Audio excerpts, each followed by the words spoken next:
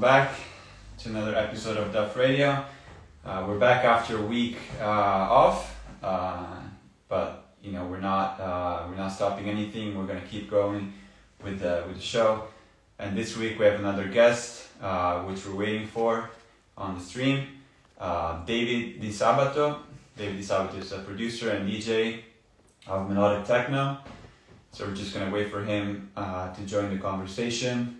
And after the talk, we're actually going to have a special 1 hour mix from him. So stay tuned after the interview. It's going to be a DJ set, music, and it's going to be fun. So let's just wait for David to welcome. Eccola. David. Hey guys, hello everyone. Ciao Carlo. Ciao David, come stai? Sto tutto bene, grazie mille. Te? Bene, bene.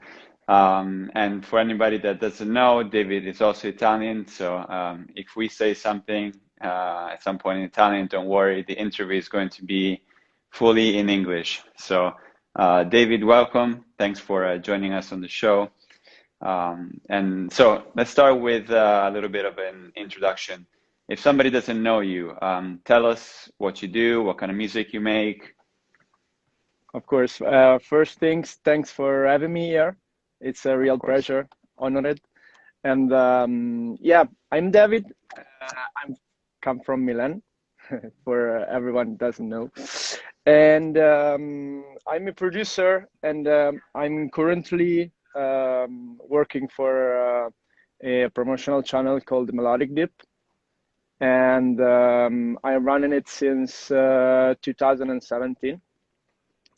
So it's becoming bigger and bigger. Then I can, Carlo, show you some process about the channel and this kind of stuff. And basically, I can define me a producer because I started a lot of years ago like a producer. It's my very first passion.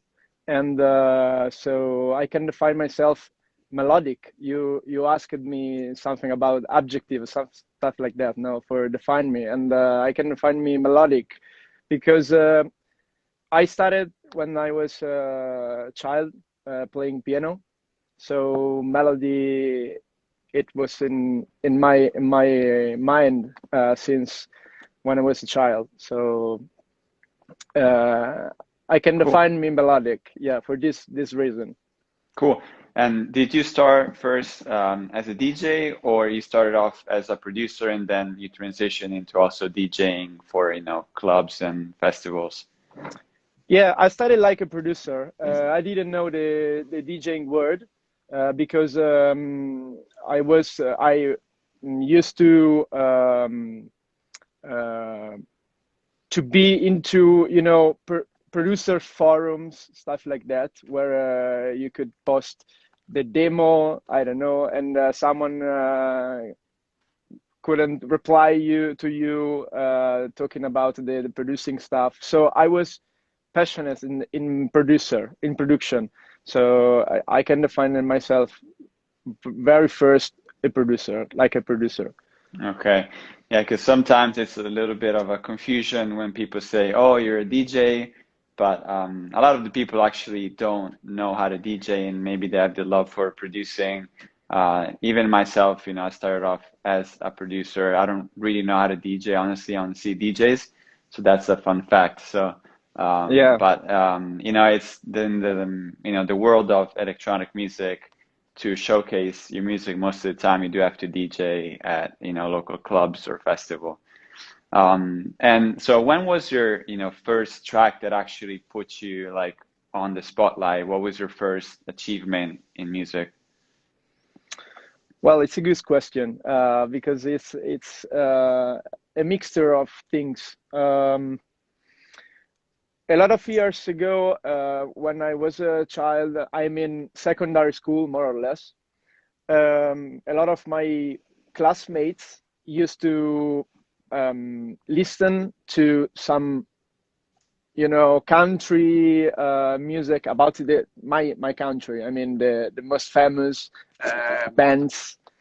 And I was an exception because I was listening to a program in a radio, And I really like one of the track. It was a Daft Punk track, Around the World.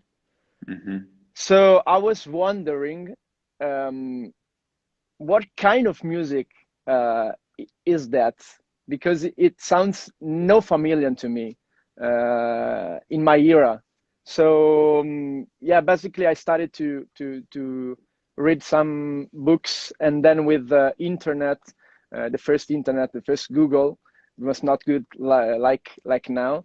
But yeah, with the first videos on YouTube in 2007, I can remember all the days after school, a lot of hours, no studying, but watching production videos. And so it pushed me on studying on production, on be in this industry, the very first releases.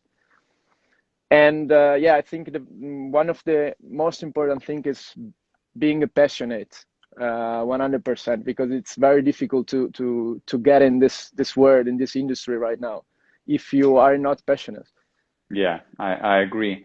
And have you always have loved, so you said you started listening to Daft Punk and that kind of electronic, but is that what you started producing, or how did you transition into more techno? Was it always techno from the beginning, or did you go through other genres at first? No, it was the my reason. The first reason, it was that mouse, Mm-hmm. because listening to one of his track in 2008, I said, "Oh my God, this is very fresh." I don't know, something that no one uh, is can listen to. So I decided to make a search on the internet looking for this artist. And I was so I don't know, impressed about the production skills. And it was the very first time I bought Cubase. So the first period, it was just making copy paste of that mouse, but shitty copy paste. So you can imagine. Yeah, I think that's how we all start. We have, we're fans of an artist and we just try to, recreate what we hear. And it's Absolutely. actually a great way to start. So I don't think you're the first or the last to do this. I mean, we still do Yeah. this when we look for inspiration. And cool. So yeah, I mean, techno from the beginning. And apart from, the music you make, you also have the Melodic Deep platform.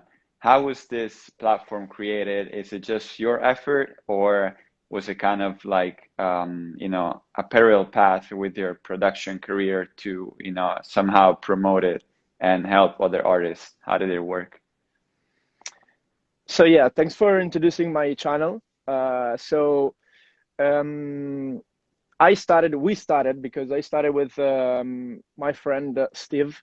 It's a Dutch producer like me, and we were chatting once a lot of times ago in 2016. And he said to me, "We have to make a community." And it sounds very strange in 2016, because yeah, you can imagine Facebook. It was not something like groups of fans, or it was just a Facebook, the personal profile and the artist Yeah. profile. And it was something freshy. And I said to him, "Yeah, that's good. We can start with that. We can thinking about that." And the channel is basically started uploading just free download. So the concept, it was, if you look into something interesting on SoundCloud of what we want to propose, the genre, it was techno, melodic techno, and progressive house first. We can maybe put it online and create a community. And this was the first step. So we had a good response, and we continue investing a lot of time on that, because it's not easy to manage. And yeah, Right. And so this platform, you started with Facebook and SoundCloud, which in 2016, SoundCloud was very strong, and you could actually get a lot of exposure when, you release music and uploading independently.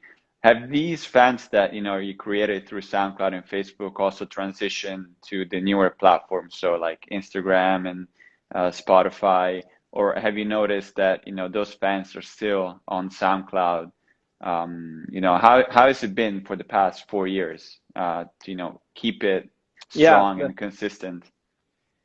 yeah. It was the basically you can notice like everyone here. We can notice the transition, the following by through SoundCloud to Instagram. It was a really great process because if you notice, like I said before, as everyone, if you guys have a SoundCloud channel, everyone noticed that the plays are not like a lot of years ago. I can remember a lot of years ago when an artist was premiering or just putting online a demo on SoundCloud. A lot of people were interacting in the on the track. So it sounds strange, and of course, like a channel, we had to think about this because we had a lot of followers on SoundCloud and maybe no one on Instagram. So there's a process to take this to Instagram, and we start building the community on Instagram, on Spotify now, and yeah. But you're right. You can a lot of years ago, people SoundCloud was very important for producers. And is it still, yeah, yeah, still is it still strong for you? Like, do you still use SoundCloud a lot? And do you get the same, interaction and feedback from fans? absolutely. Yeah, it's quite important, and I think that if you create an interaction on SoundCloud, of course you can maybe gain some followers on Instagram. It's a process. So. And where are you focusing your efforts now? So, the big new platforms are, TikTok, Instagram is still strong, Clubhouse as well, if we can bring it into the conversation. Yeah, What is the next step for you guys? I know you have also kind of transformed the channel into a label. a label. Yeah. Yeah. Well, for the first question is a good question because if you're asking me potentially what is the socials where you can explode more, I'm thinking about TikTok, but I think that for this kind of music, this genre, is very difficult right now using the TikTok tools for having some good response. But if you one day you get up in the morning and you decide to put a video with this kind of music we did, and the video explodes, so this is the key. But no one found it Yeah. for now. I don't know. It's not easy to find the secret sauce. No, The only thing I've seen from artists on TikTok, it's like small tutorials. exactly. But I'm the same way with you. Like, I don't really see Yeah, the strength too much in these. I mean, it's strong for using the tracks, and the people can use them for other things. But for a exactly. producer and a DJ, uh, It's quite it's difficult. hard. Yeah. Yeah. So for this reason, for what you are saying right now, I said that for this kind of music, the industry is orientated to Instagram and Spotify because Instagram is helping out to growing your Spotify, and the same. So people watch your Spotify playlist is quite big. So automatically we were looking for your channel on Instagram. So I think basically having Instagram and Spotify on point, and of course having a Facebook page is always good because people, of course, not just young people are looking for you. So a lot of people are still using a lot Facebook. and it's quite important too. So I think Yeah, when, and yeah. sorry, finish up. No, when I was saying when you have Instagram, Spotify as Facebook is really good. Yeah. And Yeah, SoundCloud, and yeah. yeah, I think everyone has, a different, goal. And I see, Facebook is still great for, creating maybe smaller groups of fans to interact with. I Exactly. see a lot of communities in there. Also, Discord has been used for that. I don't know if you Discord. guys are on there as well. But so t talking about the label, that's one thing I wanted to ask you, since you recently announced that it was turning into more of a label. So how is how is it going, especially in a time like this where it's a little bit harder to, play out music from DJs, and the biggest form of promotion is usually to play the tracks out live. So how was it launching the label during, the pandemic and Yeah. COVID? It's a really good question because what you said is perfectly exactly. I mean, it's not a period to a good period to launch a label because of the pandemic times we are living on. And but I can say to you that now a lot of people, but I can say a lot of people are trying to promoting themselves. So it means a lot of music and a lot of interesting on something maybe new. So you have to um, looking for something new, and there are a lot of people pushing in this moment because of this reason. Everyone is in the same level. There's no one that is playing in that place and is bigger than another. Everyone are in the same level.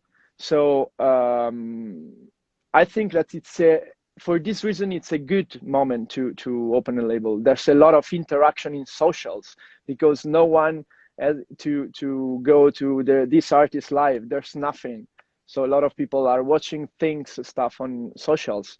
So this is a positive part too. Yeah, that's Um, a good point. There's a lot of artists that think differently, that they don't really want to release any music until they can play it live. But, I've never seen that many, live sets being played and produced and, exactly. created during the last year. Everybody's trying to go to, the coolest place and the most exclusive.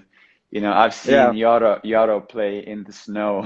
Yeah. Yeah. That was Uh, really cool, and Really cool. everybody's just trying to promote themselves in new ways. So Yeah. it's a good point. I think it does work for a label to release music, and it's just gonna keep going up when clubs open up again. Yeah, And of course. And yeah, the goal is that you are here when you open a new label, and then if you work well, you can be in this position when the door are open.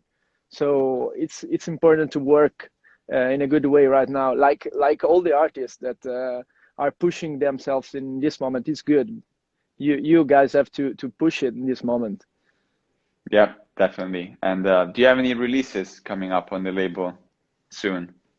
Yeah, we have one in the really soon, and we have to announce it in the next weeks. Okay, So it's very soon. Yeah. cool. We'll be looking for that. Are you also going to release on Melodic Deep, or you're trying to keep it for other artists? No, it started just for other artists right now. I want to promote the and see fresh stuff. So when I'll be the occasion to put it one of my track into it, it's good. But the my first idea and like the guys are working with me is just to push for now fresh artists and maybe big names, stuff like that. Yeah, because that's also been the approach of many labels that, were born from, artists themselves, Yeah, which I think is kind of an interesting idea. And I haven't really, come up with, my opinion on it, because it's kind of awkward for an artist to launch their own label because it does also promote them, and I see a lot of artists releasing their own music on the label. But at the same time, you do bring all of your, fan base to the attention of newer artists. We've seen Stereo Express, he has a Yeah, label, who has, almost no one. Yotto, if we want to keep the same conversation that, we said before, Odd One Out, that's another one that I've found so many new artists, and, the list just goes on. And, we see more artists trying to go with, artist labels rather than traditional labels. So what do you think is the benefit, and do these labels actually work in your opinion? Yeah, I think that this is quite common in this industry. Since 3 years ago, a lot of big names were opening some new labels because of create a sort of community, like I said before. For example, big example is Afterlife, and everyone know that it's a big party, but no one maybe know that it's a label. I don't know, maybe. But it's a concept like the I don't know, the label of Yotto, like you said before. Um, it's just for creating a strong community, so everyone knows that these artists are releasing on the Yotto's label, because it's for this reason, and it's important to promote the myself, for example, and the other my artist, the artist I decide to push, because the big names, the owner decide to push other five, six, it depends, artists, Yeah, for building up a good community. yeah, and it creates a little bit more freedom, to actually run the label as you want. It takes away from majors, which even in, electronic music, it's a Exactly. little, there's less majors related to, electronic music, so it's a little bit more of a free market. But at the same time, you can create then concepts, as you said, you can create, stages at festival if the label gets big enough, and it's if you get on the right one, it can actually launch your career. Of Have course. you released on any artist labels in the past few years? Yeah, my very first release was in 2010, I think. Uh, a lot of years ago. Maybe it was not this genre, but yeah, I released almost every year, almost one release, I think. The problem is the time for producing, because it's not easy to be on point all the day for producing. Um, because with a lot of works with the label, with the channel, sometimes it's getting harder and harder. And I'm so sad about this, because my very first love is producing. So yeah, How many hours do you produce per day? it's a good question. Normally, when I was not working with melodic deep, I was spending a lot of hours uh, by the night too, all the night session, for example. It was one more of my favorites. I can say to you 6, 7, but right now it's just a couple when I can do it. A Right. couple, 3. It depends if the session is good. If the session is good, I can no sleep till the morning, for example. Yeah. Yeah, when you get in the zone, it's hard to stop. Yeah. And what is your usual like creative process? So like, how do you usually start a song? Well, the first things I do when I open up my Cubase is working on maybe kick and bass.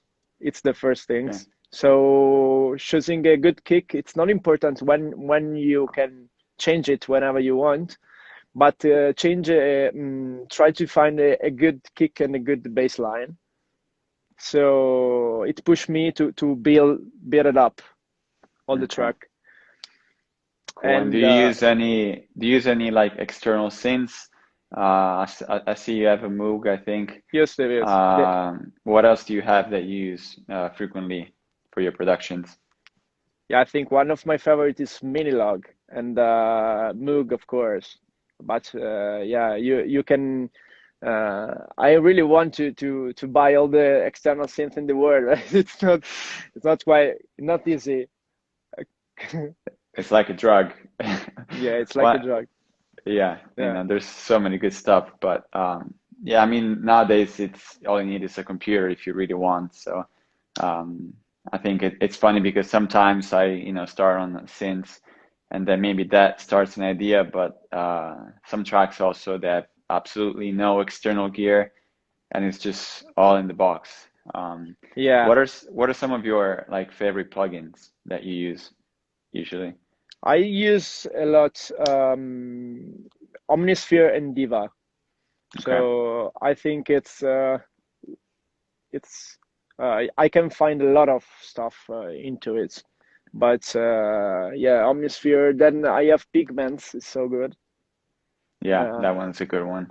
yeah, And if anybody that's following us is producer, and if you want to ask some questions for David, feel free to, write it in the chat, and yeah, right here. we can answer also some questions.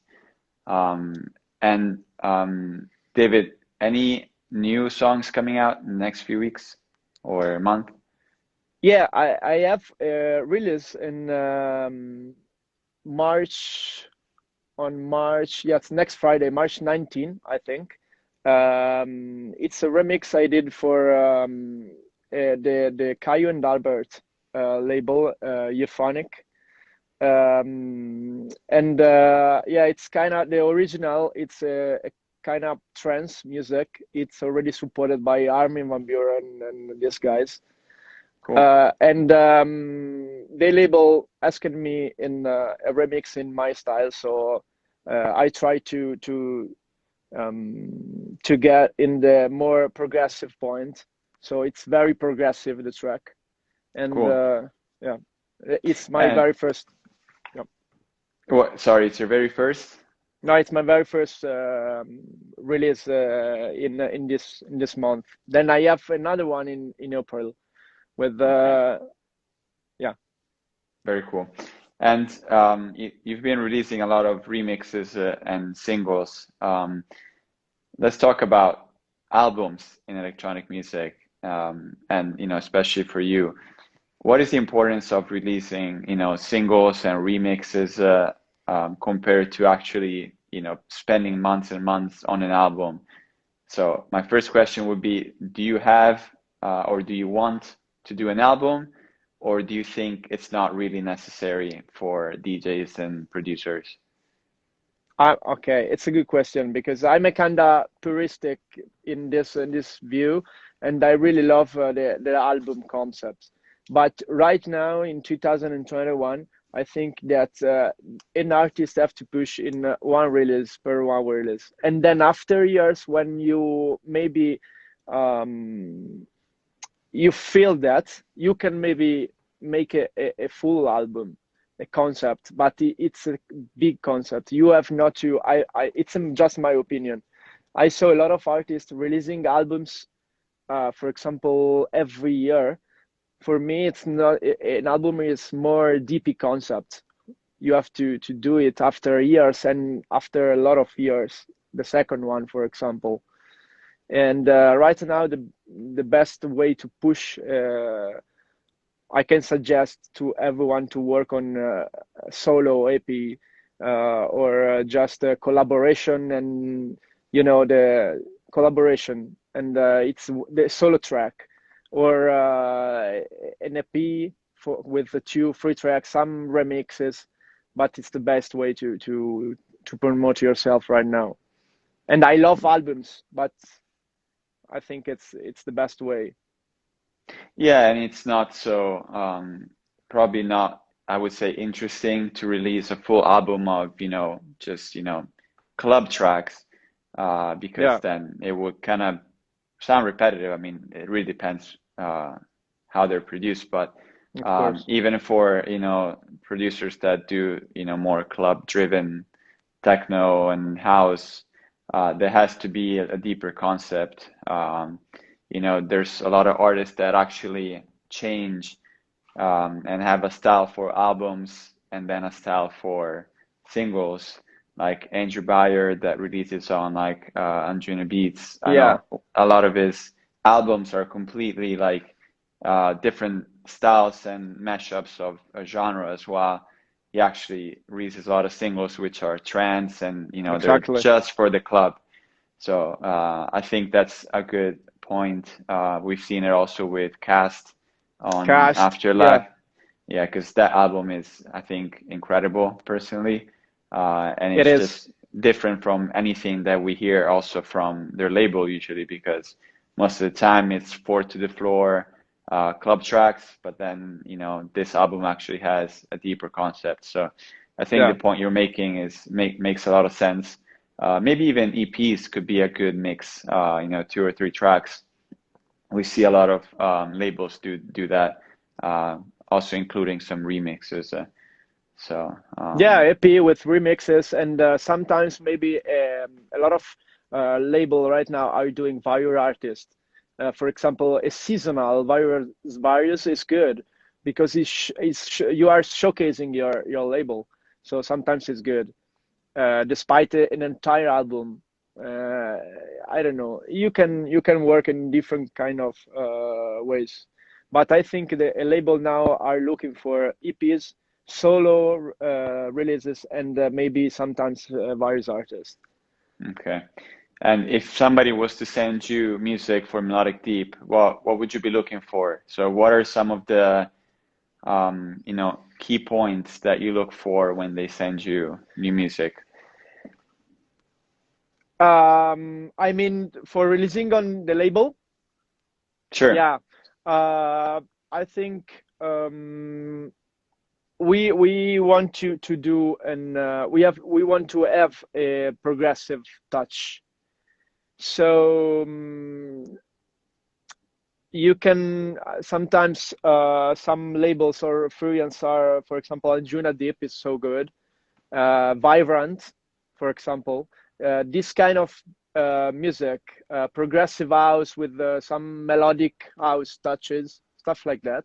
I think it's good, and it could be the future. Not too hard, but more proggy, progressive. Okay. Yeah, Yeah, more for the listening experience rather than the club. exactly. Yeah. Okay. And what are some of the artists that, you think are some of the most interesting lately that you really like? I was listening to Kidnap last night. That I really love is kind of progressive deep house. I don't know how to define. It's so freshy, Mm-hmm. and yeah, I think it could be a point, but just one of the faces. The other one I can, for example, send to you Rodriguez Jr. and I don't know him. yeah, you have to Yeah, send me some stuff. one. Of course, via Cool, email. cool.